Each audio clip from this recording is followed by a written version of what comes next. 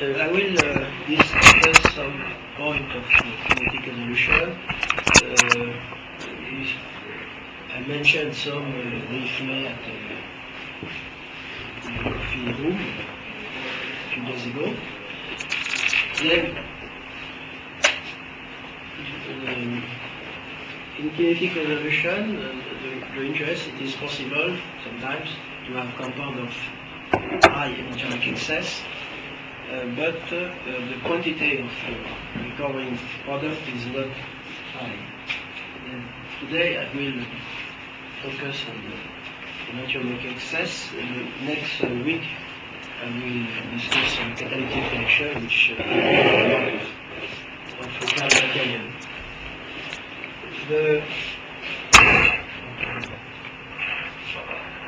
Then the kinetic resolution is closely connected to the history of chirality, of history of chemistry.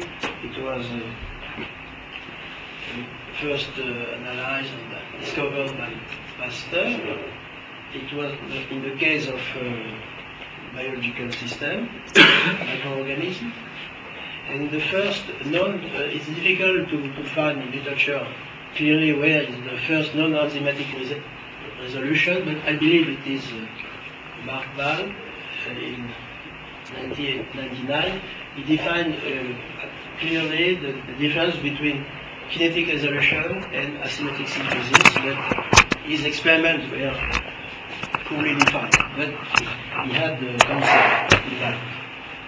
Then this was the reaction of menthol and racemic malic acid, partial reaction, and Bradish and Fagans made the early kinetic treatment. Kuhn also, Mislow, there are many people who enter that area. Then basically there are two enantiomers which react to give product, and one enantiomer is destroyed faster than the other, and at partial conversion the slow reacting substrate is recovered. I was involved in the kinetic resolution long time ago, when I came back recently. Then what I was looking for, it was when I was a research associate with Oro, professor of chemistry at College of France, and he developed a new method at that time to assign absolute configuration to alcohols, to secondary alcohol. It was a very difficult problem at that time to prove absolute configuration of new compound. And by this method of kinetic resolution, it was possible. Then the idea is very simple: to have a racemic acid with an acidotic center here as anhydride, and two equivalents of this acid, this activated acid, anhydride, was used to analyze, to react with the secondary alcohols, and the remaining part of the reagent of the acid is recovered, and sometimes it is enantiomically enriched. Not very much, but it's very easy to detect. The specific rotation of this compound is well known, and then he found some rules, and the rules, empirical rules, but check on many known examples and can be used for unknown example, that in the kinetic resolution here, if the excess of the acid is R, yes, then the alcohol which was involved in the reaction has these configurations in sense of large and small group here in steric sense. And this was used to assign the configuration of this center, for example, of steroid analogs, and also this cyclophane. Even deuterated primary alcohol, the absolute configuration will be assigned by this method. This method, of course, has no synthetic use, but it was interesting to use as a stereochemical tool. And at that time, the kinetic resolution, non-enzymatic, were very poor if we look at the rate ratio. And the first preparative kinetic resolution was described by Sharpless in 1981 in the epoxidation of racemic amino alcohol with his reagent.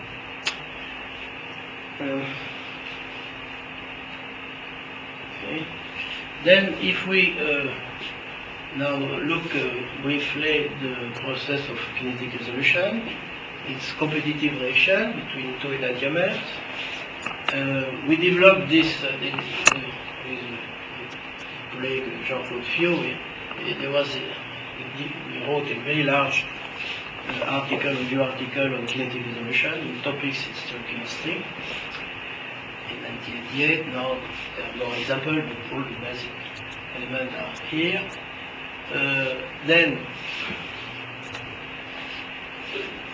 we can take as a parameter the enantiomeric excess of the remaining substrate, ES. Sometimes the product can be active, then you can have the enantiomeric excess of the product also. And what is important, the parameter which is easy to handle, it is the rate ratio.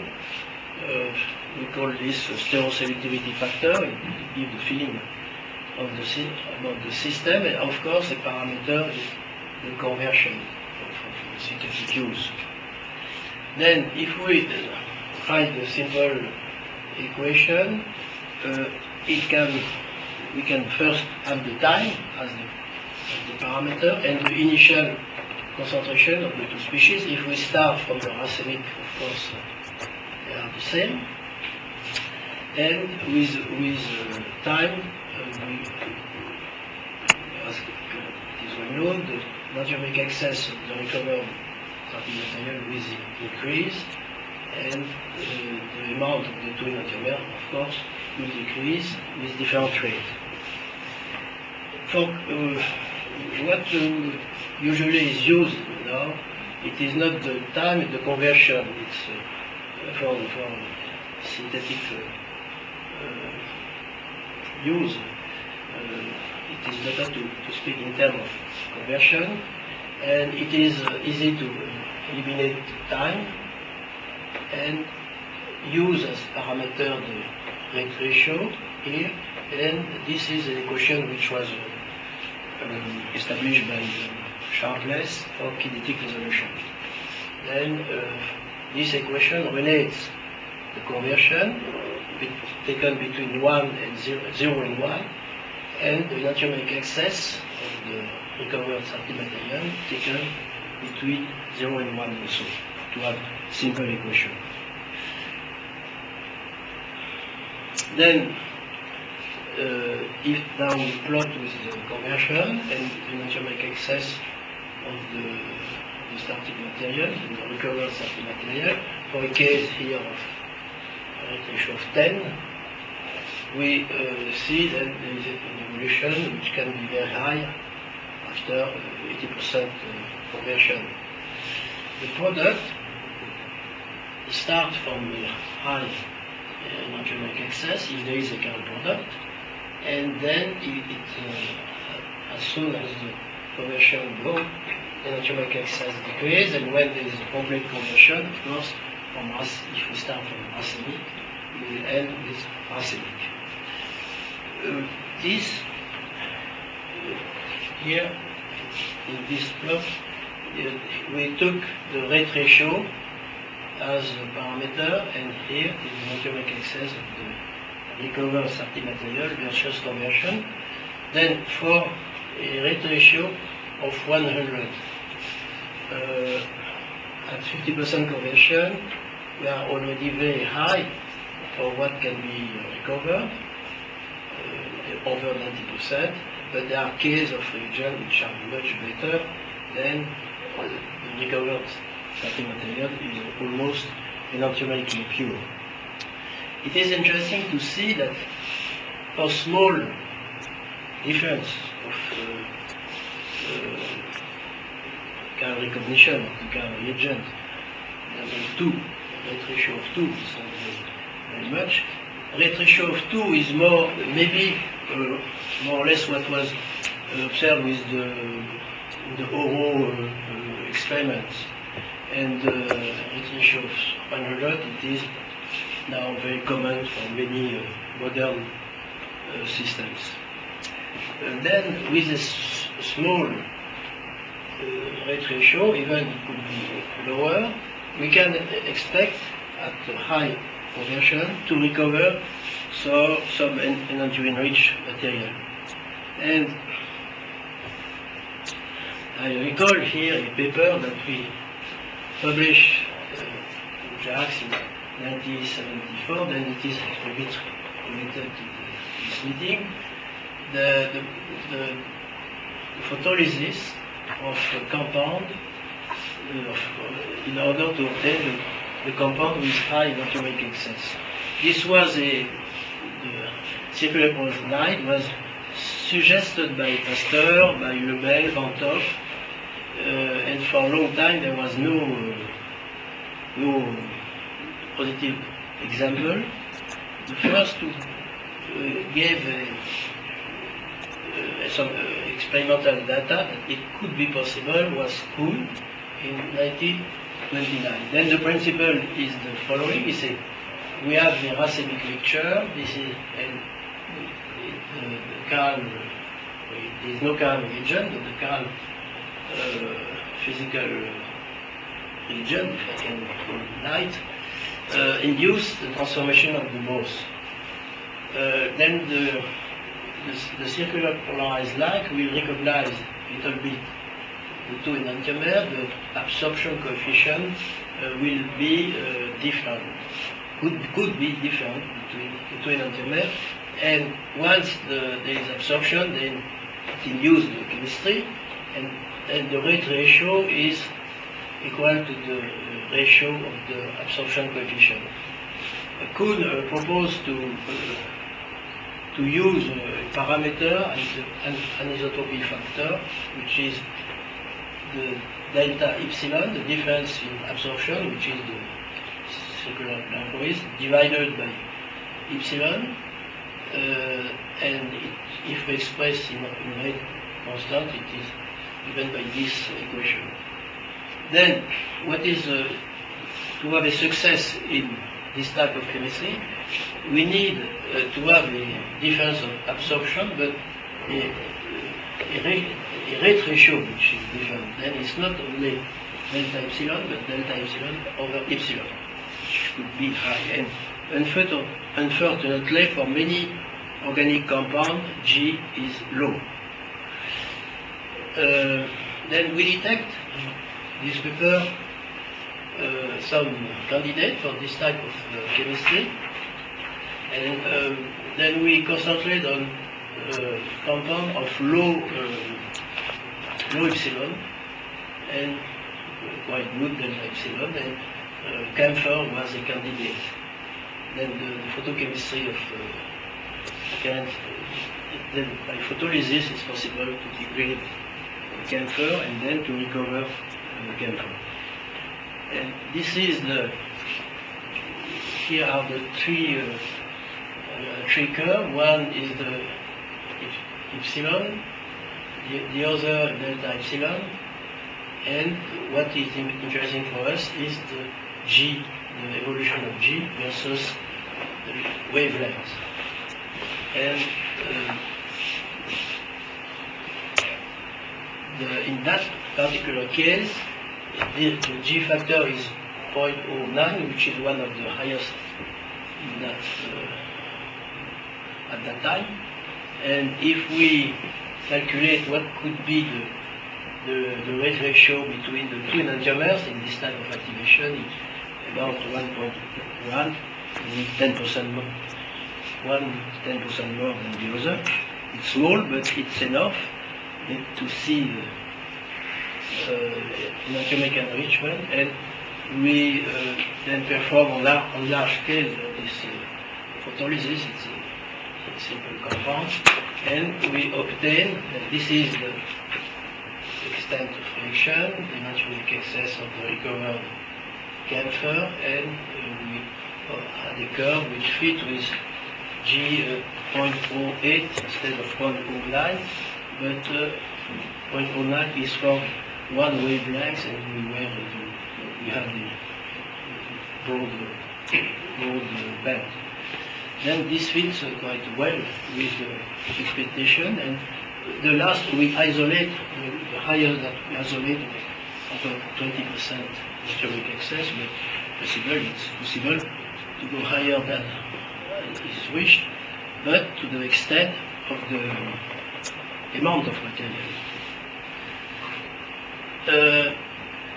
By the way, since I am speaking of circular polarized light, I just recall it's not a kinetic resolution, it's a kind of kinetic resolution that we perform the first example at that time of asymmetric synthesis, taking an egal compound and we transform into a chiral stable compound. Here we took the hexahelicine, which has a very high specific quotation, and the chemistry is just to have double bond to aryl system and make the photolysis. It's a little bit complicated because the starting material is trans, and give the cis, and the cis cyclize, and under oxidative condition it is oxidation, aromatization to the helicine. Then this is not a planar molecule, it is impossible to have a planar molecule. For example, this ring is above the plane, and this is below, it is the beginning of a helix. They are very stable compounds, and with a joint work with Professor Martin in Brussels, we prepared till 12 or 13 aromatic groups.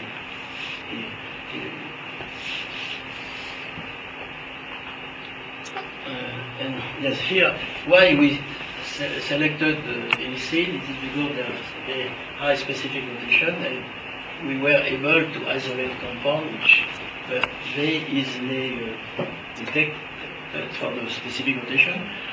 The enantiomic excess mean is very low, about this type of chemistry, 0.2%, something like that, 0.3, but easy to establish. Now we jump 30 years and we enter more recent chemistry for dealing with kinetic resolution, and I would like to just to show you an example of a chiral reagent which was published recently by Yuskowski, which is the following. This is acetyl donor, and here it's a bis trifluorosulfonamide triflate. Two nitrogen are connected to CF3SO2 group, and this is a acetyl group. And this acetyl group is a very reactive group which can be transferred on amine to give amide. Then what did Yuskowski?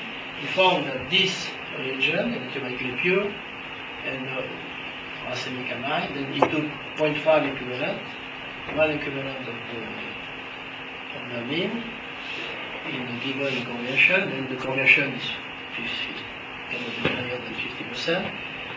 It gives the product, which is the acetylated amine, and the amine itself, which is no more acidic, 84% EE.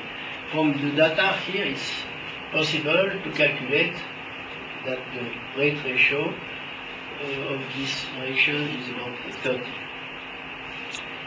Then we came, this is not our work, it's published in Angular. Then we came to this reaction just as a model for the following reason. We were interested to amplify a small enantiomeric excess without chiral auxiliaries, and we came to the following point. If there is a Kagan reagent, for example acetic anhydride, which react with alcohol partially resolved, you will not change its enantiomeric excess. But what is what I point out in literature, that a racemic reagent may, in some cases, enhance the enantiomeric excess of a partially resolved compound. It is not intuitive, but very easy to establish, to prove by computation. And this was pointed out by Ugi in 1977.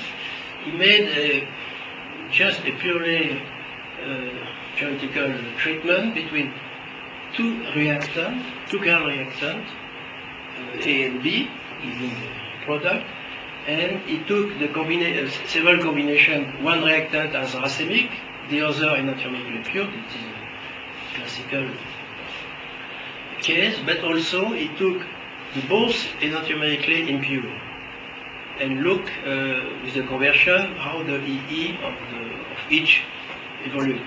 And he took as a limiting case one enantiomerically impure and the other racemic. And he came from the table to this conclusion that the racemic reagent can enhance the EE of the enantiomeric of partially resolved compound. Then we look at this point. There was nothing in literature, to my knowledge, about this. Then we are curious to see if it's possible to do such a thing. Then we use the Mioskovsky reagent that I showed you previously. That the idea was to use this as a racemic reagent, take amine not racemic but of low EE, or some EE, and see if it is possible by reacting racemic reagent to improve the enantiomeric excess. Henry, I want to understand the concept of that, the principle of that. What you're saying is that R of one reaction or reactant will react preferentially with one of the enantiomers of the other racemate, and the other one will react. Yes. Actually, this is the diastereomeric interaction between two competitive systems. Yes, it's based on and then what happens is at the end of that, you're ending up with the excess of the small enantiomer of the excess that you had in one of the components. Is that the mechanism? Yes. Yes, I will detail this. In kinetic resolution, you have diastereomeric interactions, preferential. One reacts with one, and the other one reacts with the other. At the end, you end up with the excess of the one that you have in the solution. Yes. Okay. Then here, what we did, we knew the behavior of the optically pure or the enantiomerically pure reagent. It was in literature. We repeat. It's okay. But now, the first experiment that we did was the following. We took, this is the Mioskovsky reagent, acetylating donor, racemic. We started with this amine, which is 77% EE, one equivalent, and 0.5 equivalent of the racemic reagent. Then we destroyed half of the amine, and we recovered the amine, and we are pleased to see instead of 77, it was 95. Then, and of course the product was also some enantiomeric excess, and the reagent, which was racemic, gave a product with the amine, which is racemic. It can be recycled if we went. Then the conversion was fixed because we have not excess of the reagent, but before the reagent. Then we were very pleased, and this data fits with the rate ratio, the expected rate ratio of 30. Now we change the amount of the racemic reagent, we increase. It means that the conversion is higher, and here we obtain 99.5% of the recovered amine. Here it means that we were not able to see the other enantiomer, and by calculation it should correspond to this conversion. Then what was the conversion of the other one? The 67%? When you get 95% E, what was the conversion? On the 67% on top, yes. What's the equivalent? 0.5. We didn't see, well, we consumed the reagent. It was no more. It was because then you have conversion 0.83%, right? Yeah. Yeah. Conversion. Yes. And there it was, the conversion was complete. Yes. Okay. Yeah. Then we start from amine of lower enantiomer excess, 4.2, but we increase we can modulate the conversion by the amount of reagent, that we increase the amount of racemic reagent, and here we went to 22% enantiomer excess. Then it's clear that it's possible, once we know what is the behavior of the two enantiomer, it's clear it's possible to amplify with the racemic reagent. We invert the situation. We took the amine as racemic, and the reagent, acetylating donor, 50% EE, and we amplify. And here it's interesting, we use this system 0.1% EE. It's soluble, there is no precipitation, it's not solution chemistry. We put a large amount of the amine to have a large conversion, and we could go to this value. Then a racemic reagent in kinetic resolution is able to amplify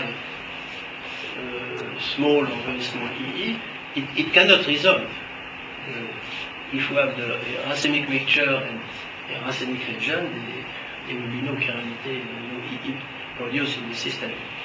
And then, of course, a consequence of that if we start from a high enantiomic excess, we can go to extremely high enantiomic excess. But this is, and the efficiency of the system, when it works, when it doesn't work, it works each time that the rate ratio is high. It depends on the size of the rate ratio. The enantiomically, the two enantiomer of the reagent has to be very good in kinetic resolution, and if they are taken as a racemic mixture, then we can have this phenomena of change of EE for a partially resolved system. Then we published two papers on this chemistry, and here in the case in which we took a 1:1 mixture equivalent amount of substrate and racemic reagent, this is Z equal to Z. The rate ratio 30, it is the Yoskovsky reagent. We start here from 1% enantiomic excess, and for when the conversion low, the enantiomic excess jump. The reagent is also, we start with a racemic reagent, but the reagent is also resolved. It's a kind of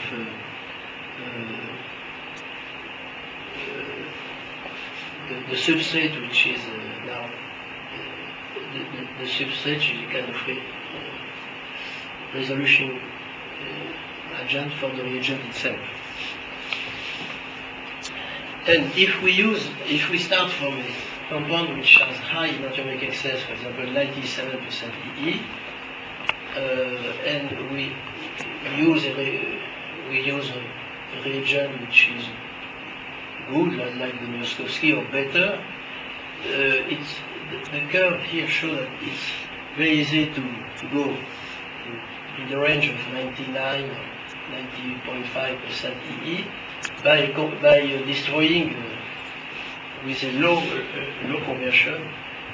The conversion is very low if the reagent is very stereoselective. Then, in fact, a simple picture for that, we can say that the racemic reagent, the enantioselective reagent for each of these enantiomers, act as a kind of racemic trap in solution. Then, what remains is amplified, enlarged EE. Then here we have a mixture of enantiomer. If the reagent, each enantiomer of the reagent is able to target one enantiomer in the mixture, it will remove more or less a racemic composition as a product, and what will remain, it's an enlarged enantiomic access. Then we see the picture of what we did. Well, here just speculation, but when it is possible, there was yesterday, before discussion, well, is it possible to have a racemic mixture or not? But I'm not at this level exactly, but when is it possible to measure enantiomic excess? The very low, when we are close to 50-50 to enantiomer. Recently, Shurish discussed this point with the usual analytical methods, and consider amino acid, GC, HPLC, and from his paper, it is written in the paper. He said that it should below 0.2% EE is difficult to have a measurement. Then a non-racemic composition, if we are interested by yes or not, is it a racemic or not a racemic, there is a possibility to use the SORAS system. I don't know if it is possible to make this quantitative to have an idea of the EE of the compound, but it's a possibility. Another possibility, but to just speculation, is to use a racemic reagent with a very large stereoselectivity factor, and for example, if we have a sample which has this level of enantiomic excess, apparently it's not detectable by the present. Then we took 30 millimole. We have a very good racemic reagent because rate ratio is 1,000. In that case, we fixed a large conversion, and this is a sizable amount of something which can be measured, that it is not a racemic mixture. From the experimental point of view. Well, of course, nobody will use the amount of material is 10 grams, I think, approximately. But nevertheless, it showed that stereoselective racemic reagent can have maybe some application. Then I talk about reagent that racemic catalyst. Is it possible to make the same thing? If I have the question, very difficult to answer. Then I took my sheet of paper, tried to write the equation, and arrived at the conclusion it's impossible. If we have a racemic catalyst and a mixture of enantiomer, which is of low EE, it will remain of low EE. But there is at least one solution in one specific case. It is in literature, and it's Lloyd Jones who published that. It points out that if the catalytic reaction is pseudo zero order in substrate, in that case, this phenomena can occur. Then he considers this reaction a nucleophilic substitution by malonate to give this product, and the acetoxy is replaced by this carbon, by this group. These are enantiomers, and with a given enantiomic excess, small, and it is needed a catalyst, vanadium catalyst, with calm ligands, but the catalyst will be taken as a racemic mixture after. Then he found that in principle there will be some change, and what it is the following. It is in the counter. He took this allylic acetate to replace acetoxy by malonate. He prepared a diphosphine, this chiral diphosphine, with a different size here, and he checked, then he destroyed, he started from, this is the conversion of the starting material, this is the enantiomic excess of the recovered starting material. And he found that he starts from 62% here, make with this two ligands the destruction, and one is going faster than the other in the destruction, and of course the enantiomic excess is increased. He was not interested to increase very small enantiomic excess to high. He was interested to analyze a racemic ligand without resolution of the ligand, to know in advance if it will be a good ligand for racemic catalysis. The ligand which gives this type of curves is the best. It is like this system. But the idea is here. I don't know any more example of this type of chemistry with the catalyst. Just before no. Just before to go to the next slide, the kinetic resolution is a kind of a compound which is partially enriched. It's it means that the racemic part is removed, and then what is remain is increased. The E is increased. In the two-phase system, solid liquid that was discussed then it's possible to change the enantiomic excess, and one situation which is often found, it is that the racemate crystallizes and in solution it is enantiomic. Well, it is this question of conglomerate and racemate. Then there are two phases, one liquid, one solid. There is also the similar situation in which you have one solid and the gas phase, the sublimation. Then again, if there is a racemate which is stable, then the enriched compound will sublime.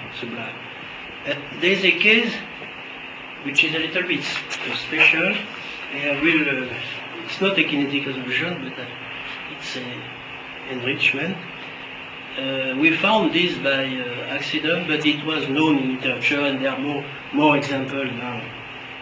It's the following. It is the flash chromatography on silica gel of sulfoxide. We were interested at that time by asymmetric synthesis of sulfoxide, and we used PLC equipment, and we had to purify to avoid the catalyst, the metals, and so on. And we found that, in fact, the sulfoxide on silica gel, and we use ethyl acetate ether as a solvent for the elution. We found that there were several frictions, and the EE was not the same for all the frictions. Then we were very surprised because silica gel we check was not chiral. We put racemic sulfoxide. There was nothing special. Ethyl acetate was not chiral.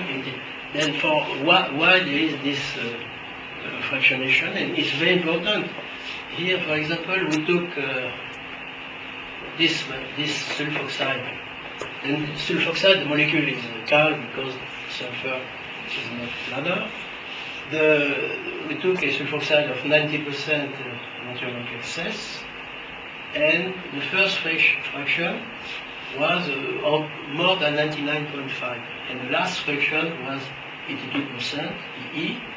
And of course, if we combine everything, we recover 90% EE. Then it means that there is some, in fact, the system is not achiral. There are two mechanisms that we propose. That the sulfoxide in solution, during dilution, are auto-associated by, it is known, Miss Law, for example, established that for CD. But another possibility, then if it is auto-associated, giving homochiral and heterochiral aggregate, one will be slower than the other. Then here from this experimental result should be the homochiral, the heterochiral, which is the slow reacting species, the slow moving species. But another possibility, it is that on the surface of silica there are some area of absorption. It's not isolated absorption point, but some area in which there are population of sulfoxide, and if the heterochiral situation is a little bit more stable than the homochiral, then the homochiral will migrate, and the evolution will be a little bit faster and faster, and then finally we have this type of system. This phenomena was established also for that peptide, I think GILAB and drying. Yes. And now there are many examples with amine. But it's very surprising because there is no chiral solvent, nothing. But it is not a crystallization. We cannot say it is a kind of crystallization, but it's a little bit similar on the surface.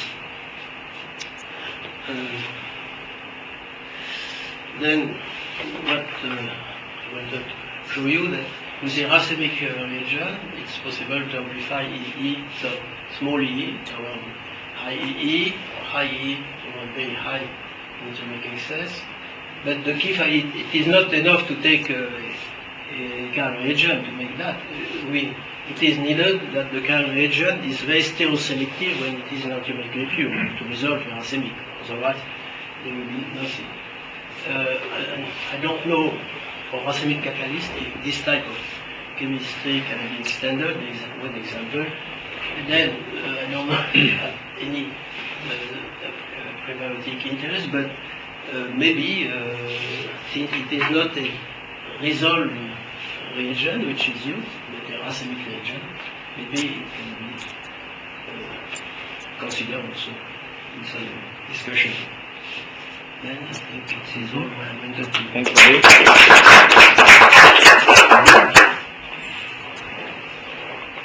Yes, may please. In this fraction where you treated the first example with definitivamine. Yes. If I understood correctly, that you were able to enrich the definitivamine to 99%. But when it went the other way around, you got very low. Now, if these are transition states, which are diastereomeric transition states, why you don't anticipate that you can enrich both products in at the same level? We can enrich No, but it's because we took we have a next the reagent is lower than one equivalent. Yeah. Then there is no more. No, but if you somehow compensate the concentrations of the two, in principle you should be able to get to the same level of enrichment, no? Yes, but it is what I show on the calculated curve. Yeah. When we start from 1% EE, the starting material, the substrate will the EE will grow, and also the reagent, its EE will grow. in the same level, in the same. Well, they are not in the same quantities. And, you cannot. Yes, it is. They are, yes. No, but at the beginning, one is racemic and the other. No, you had one slide. But you say first of all you try to enrich definitivamine, and Yes. after that you try to do the acetyl. Yes, we did in the Maybe reverse. you change, but Yeah. the numbers that you show, Because they were not in the same ratio. they were different ratios. Yeah. And if you do the same Yeah, ratio, yeah, then yeah, you yeah. get the same percent. Yes, it's symmetrical. Yes. In the case of single methyl sulfoxide, Yes. maybe dimer or oligomers are formed, and some are heterochiral, some are homochiral. And maybe retention time of heterochiral oligomers and homochiral oligomers are different. That's why those kind of... Yes, it is one mechanism possible, but the other one it is that well, the sulfoxide there is a very strong dipole, the SO. Then the oxygen is very prone to give to have hydrogen bond with every. Then it interacts with the silica gel. But if it interacts on isolated site, we should not expect such phenomena because there will be no recognition. Then I suppose that well, we don't know what is the surface of silica gel. It's very complicated.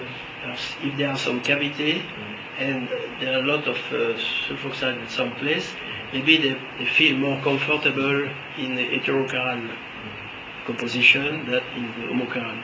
And then the homochiral migrate faster. But maybe it's combined to the other one. When you change a solvent to a concentration of this compound, what is it? Yes, we need when we change with dilution, the effect is lower. Yes. And also with the EE, if we have a small enantiomeric excess from this sulfoxide, we check that. Then the first fraction is not 99% because it's a kind of auto self-resolution. I don't know. It's a complicated system, but it works better when you start already on a good enantiomeric excess. But it poses it gives a problem. I think that it is why it was published in Journal of Organic Chemistry. It is that if you run an asymmetric synthesis, you recover, you flash to have a pure compound. According to the point and then you analyze. If you analyze this, you will say it's very high. Here it's very low, and this. Then, in fact, the good thing it is to mix all the fraction and then measure the EE of the aliquot.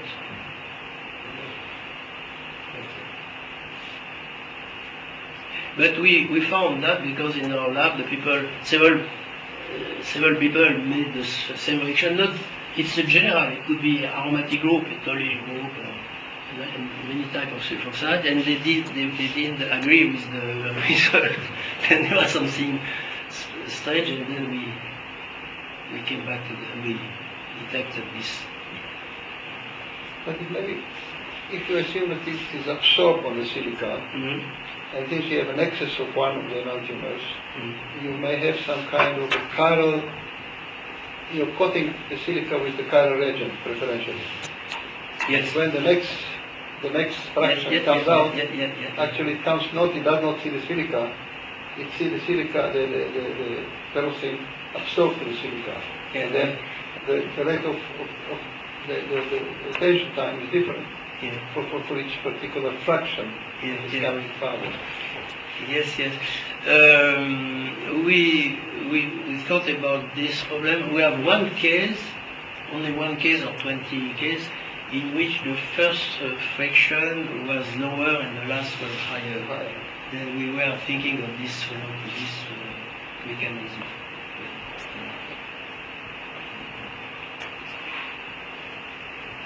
So you never mentioned autocatalysis, and there's no autocatalysis then, or how do you?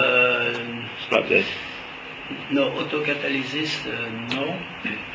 I will in next week maybe I will mention. We couple the EE enrichment of this.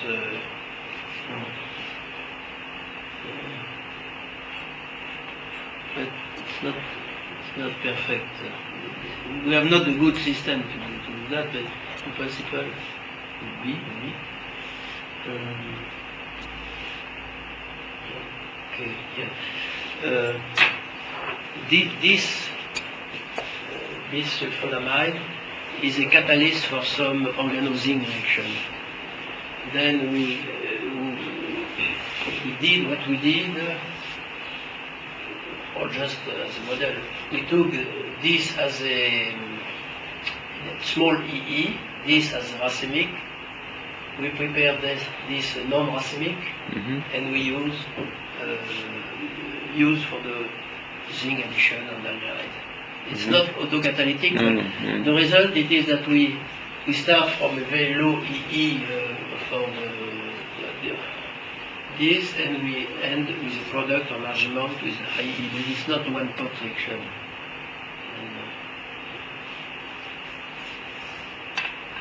Not easy to find autocatalytic reaction in the lab.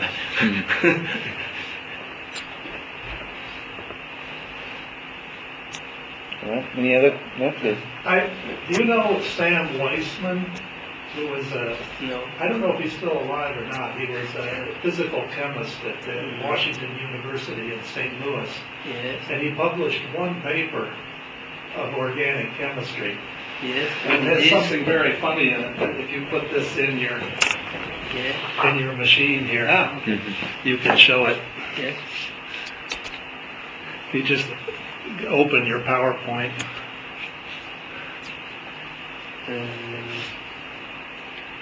Just open in the top left, or go to the thumb. No, it is your key. Where is Yeah, it's thumb there, the 2G, Okay. and do Weissman footnote at the top, Oh, the very top. Yes.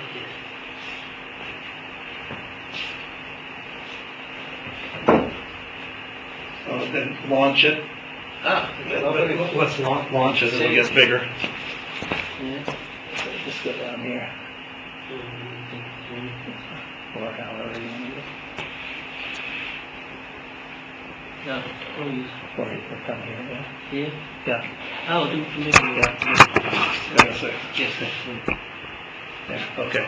So this was, Weissman was a physical chemist in Journal of Organic Chemistry in 1976. Was studying selectivity and the reduction of enantiomers of hexahelicine. You were talking about making hexahelicine in an optically active solvent.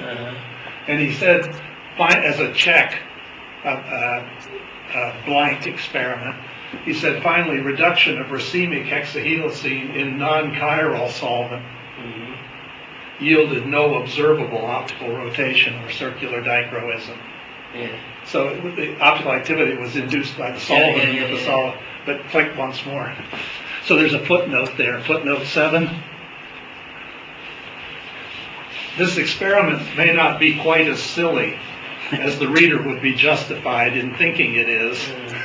I love that footnote. Because of the possibility that the non-parity conserving thing would do something, and with hexahelicine, you have such an enormous thing that you might just possibly be able to see it, but it didn't work. It was a heterogeneous catalysis, metal. I don't even remember what the Because to reduce hexahelicine, you need platinum and hydrogen. I forget what it is. I just love this. This experiment may not be quite as silly. It was accepted. It was published, yeah. And it's because of this weak forces. Pardon me? Because of the weak forces, it could be racemic. Yeah, and with hexahelicine, Yeah, well, who knows? Yeah. I just thought that was funny. Yes, thank you.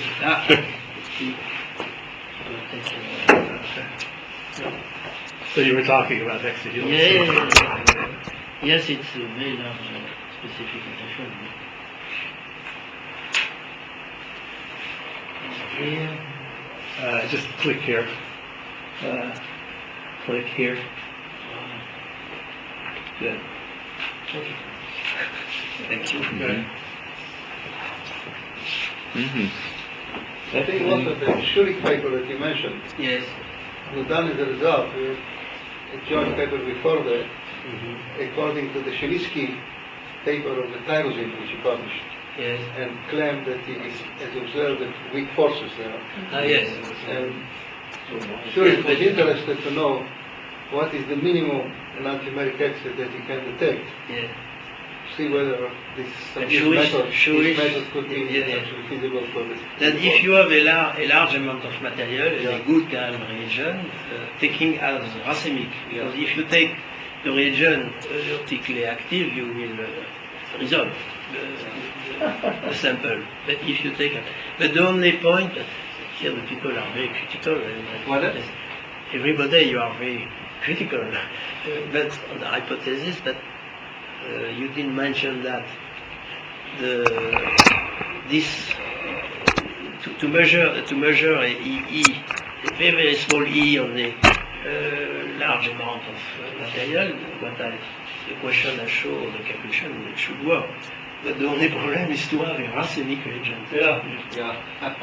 Because if the reagent, if it is not racemic, then But if you do statistics, that's okay.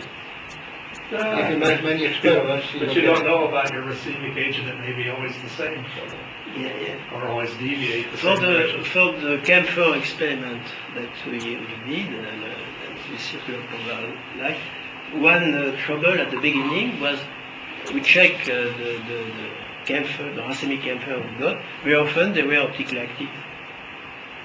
But not very high, but not purely racemic. I don't know. They are coming from pinene. There are some. Yeah, this is what In Schurig this- found actually in amino acids.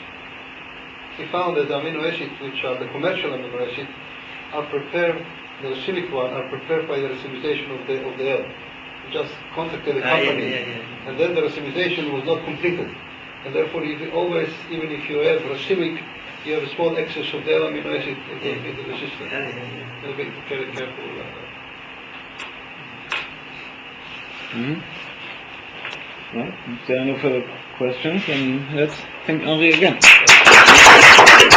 Thank you so much.